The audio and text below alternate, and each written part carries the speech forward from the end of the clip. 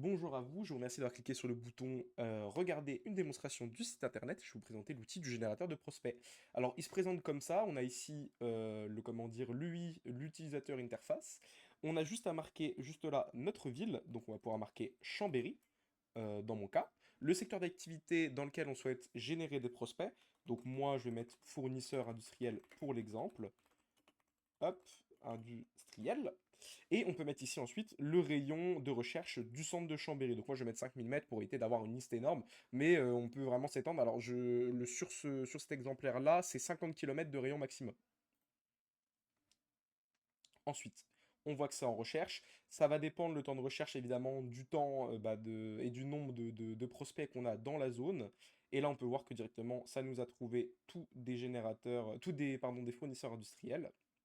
Et on voit qu'ici, il y a 20 entreprises qui ont été trouvées et qui sont exportées vers l'onglet fournisseur Chambéry.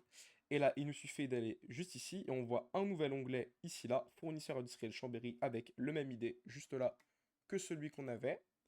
Et on peut directement aller sur le site. On va prendre par exemple Proliant ou Schaeffler, qui sont deux gros fournisseurs industriels de Chambéry.